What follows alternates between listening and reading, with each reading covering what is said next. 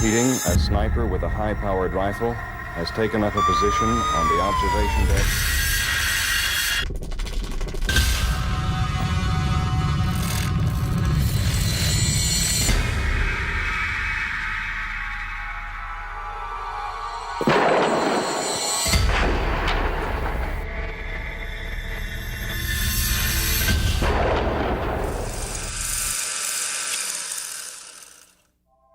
On August 1st, 1966, 25-year-old Charles Uitmen climbed to the top of the University of Texas Tower and in just 96 minutes shot 45 people before two Austin police officers brought him down. The night before ascending the tower, Uitmen brutally murdered his wife and his mother. In doing so, Uitmen committed what was then the largest mass murder in American history. Charles Uitmen was the first in a number of ways. He was the first person to take his guns and go to school. The final tally was grim. In less than 24 hours, Charles Uitmen caused the deaths of 17 people and horrifically wounded 31 others. The mass killing spree left an indelible mark on the state's flagship university and the residents of its capital city. In an age before Columbine, before Oklahoma City, before 9/11, Charles Uitmen was America's first domestic terrorist.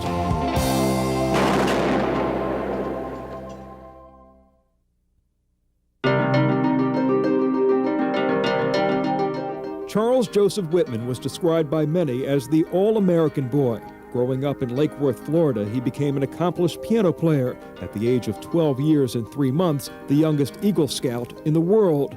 He was also a crack shot with many of the rifles that filled the Uitmen home. His accomplishments, however, came at a cost. Charles Uitmen's father, C.A. Uitmen, was a stern disciplinarian and frequently beat his wife and children for the smallest transgressions. After a night of drinking on his 18th birthday, Charles was beaten and thrown into the family pool by his outraged father. The next morning, Charles Uitmen joined the Marine Corps. Used to tough discipline and familiar with firearms, Charles excelled on the rifle range and achieved the rating of sharpshooter. Soon, his superiors recommended the young Marine for an engineering scholarship, and in the fall of 1961, Charles Uitmen was admitted to the University of Texas.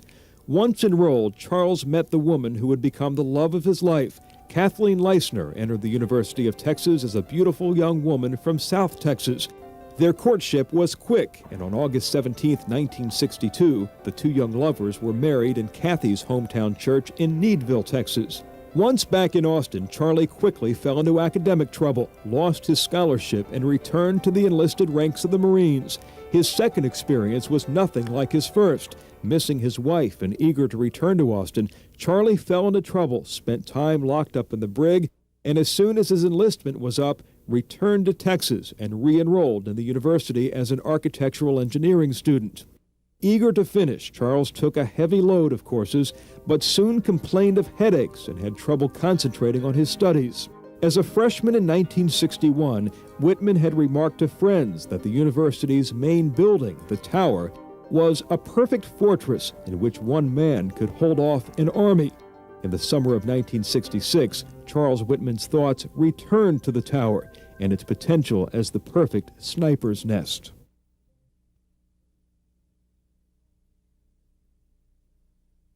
Charles Uitmen was leading a very stressful and tormented life. It developed into anger. The incident that probably brought about his final decision to die, but to take a lot of people with him before he did it, was when his mother and father separated in February or March of 1966. In the final days of July 1966, Uitmen, experiencing frequent headaches and convinced he would be unable to achieve success, made up his mind to die. His death, he decided, would be as spectacular as possible, a death in which his father would be humiliated in front of the nation. Accordingly, on the night of July 31st, Uitmen began preparations for a one-man massacre. After dropping off his wife, Catherine, for her shift at the Southwestern Bell Telephone Exchange, Uitmen returned to his house in South Austin and began to type out a letter. It was after much thought that I decided to kill my wife, Kathy, tonight, after I pick her up from work at the telephone company. I love her dearly, and she has been as fine a wife to me as any man could ever hope to have. I truly do not consider this world worth living in, and am prepared to die, and I do not want to leave her to suffer alone in it. I intend to kill her as painlessly as possible. After hiding the letter out of sight, Uitmen picked up his wife, dropped her off at home, and drove to his mother's apartment building at 13th and Guadalupe. Entering penthouse apartment 505 a few minutes after midnight, Uitmen quickly turned to the business at hand. Based on the timeline established by the night watchman's records, it appears Uitmen attacked his mother, Margaret Uitmen, as soon as she shut the door. Although the exact details can never be known, it is surmised that Uitmen first strangled his mother with a 5-foot piece of rubber hose, then crushed the back of her skull with a heavy object and smashed the wedding and engagement rings on her left hand. Finally, he stabbed her in the heart with a large hunting knife. In a macabre reversal of roles, Uitmen then tucked his mother into bed. As he had done earlier in the evening, Uitmen sat down to leave an explanation for his crime. To whom it may concern, I have just taken my mother's life. I am very upset over having done it. However, I feel that if there is a heaven, she is definitely there now. The intense hatred I feel for my father is beyond description. Before returning home, Uitmen left a note taped to the front door of the apartment to forestall anyone from checking on his mother. Returning to his small home on Jewell Street, Uitmen took out the large hunting knife, entered the front bedroom, and quickly stabbed his sleeping wife through the heart.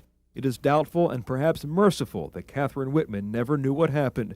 Returning to his typed note, Uitmen then added in longhand, 8/1/66, Monday, 3 a.m., both dead. When the sun rose, Uitmen drove to the Sears department store in Hancock Center, where he purchased a 12-gauge Sears shotgun on credit.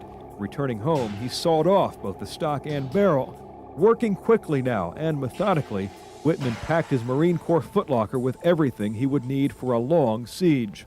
After his death, the Austin Police Department listed the contents, including a Remington 6mm bolt-action rifle, an N1 carbine, a .35 caliber Remington pump rifle, the sawed-off Sears 12-gauge shotgun, a 9mm Luger pistol, a Galisi Brassica pistol, and a .357 Smith & Wesson Magnum revolver. Also included an AM/FM radio, a 3.5-gallon jug of water, a 3.5-gallon jug of gasoline, flashlight batteries, several lengths of rope, a compass, a ballpoint pen, a hatchet, a hammer, a cigarette lighter, a canteen full of water, a hunting knife, a pocket knife, a 10-inch pipe wrench, eyeglasses and case, kitchen matches, binoculars, charcoal starter, an army duffel bag, a flashlight, earplugs, tape, gloves, a deer bag, bread and sweet rolls, 12 assorted cans of food, a jar of honey, a roll of toilet paper, and over 700 rounds of ammunition. Charles Uitmen was prepared to stay atop the tower for several days. Uitmen dressed in light blue working man's coveralls and lashed his footlocker to a rented dolly. At 11 a.m., with the temperature 90 degrees and climbing, Charles Uitmen climbed into his car and drove to the Texas Tower. Before leaving, he stopped to write one final note for the police. At the Uitmen home, Lieutenant Merle Wells talked with newsmen about the discovery and about a note the man had written. In this letter, he said that he was going to kill his wife and mother to save them the embarrassment of what he was about to do. That the reason for him killing them is that he has been having severe headaches and has been to a psychiatrist. And he said that about himself? Yes. No, I don't. What is the condition of the house right now? It's very neat and clean, and not anything out of order. She's lying in bed on her back. She has 3 stab wounds instead of 2, as we thought at first, and we think that they were caused by that large hunting knife that was with the stuff up at the tower.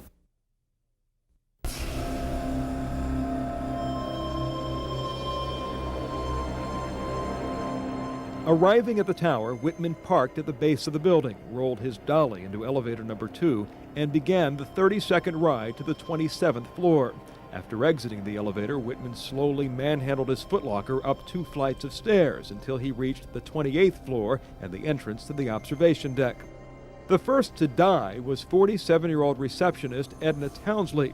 From police photographs, it is believed that Uitmen struck Townsley in the back of the head near her desk and then dragged the dying woman across the floor and deposited her body behind a small beige sofa on the room's east side. A young couple, Cheryl Bont and Don Walden, were outside on the observation deck. We decided to go on in and not stay to hear the chimes. So as we walked into the reception area, the first thing I noticed was that the receptionist was not at her desk, but it was almost noon, so I rationalized she was probably already gone to lunch. And then in front of us was a reddish-brown stain all the way across the floor that had not been there when we came up. And the only thing I could think of was varnish. It looked like the color of varnish, and I thought, well, maybe they were going to varnish the floor. I pointed it out to Don so that we could step over it. And as we're getting ready to step over it, we heard something, and there was a movement to the right, and as we looked to the right, Uitmen was there, and he turned around and faced us and had a rifle in each hand. And as he turned around, I smiled and spoke to him, and he said hello to me as well. And again, we didn't stop and carry on a conversation, didn't ask what he was doing or anything. We just kept walking. Don told me later he wondered if he was going to go out to shoot pigeons, but he didn't ask him that, and probably that was a very good thing.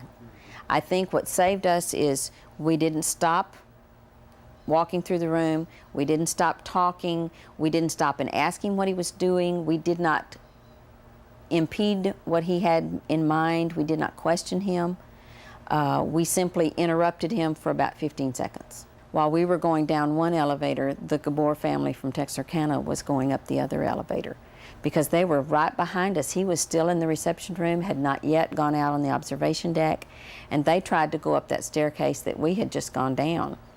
And he shot 4 of the 5 members of that family. So, I mean, there's no reason why he shouldn't have shot us, except that we caught him off guard. He wasn't ready. In the days following, Austin Police Chief Bob Miles would remark that the two were the luckiest people in Austin. Moments later, 2 families on vacation, the Lamports and the Gabors, were ambushed in the stairwell leading to the 28th floor. Within moments, Marguerite Lamport and her 16-year-old nephew, Mark Gabor, were dead, killed by at least 3 blasts from Uitmen's sawed-off shotgun. The attack also critically injured 19-year-old Michael Gabor and his mother, Mary. The staircase now awash in blood. The bodies of the living and the dead tumbled down the stairs, where they would languish for nearly 2 hours.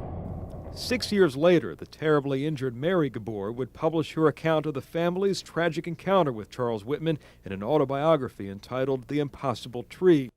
With the landing secure, Charles Uitmen wrapped a white headband around his forehead, walked out through the glass-paneled door and into the searing Texas heat. Opening his footlocker, he removed the 6mm Remington, leaned over the southern edge of the wall, and took careful aim at the innocent souls below. The first to be shot was 18-year-old Claire Wilson. She was 8 months pregnant and was strolling across the mall with her boyfriend and father of her child, Thomas Frederick Ekman. Uitmen's first shot pierced Claire's womb and shattered the skull of her unborn baby boy. As she fell to the pavement, her boyfriend reached for her and was shot in the upper back. He was killed instantly.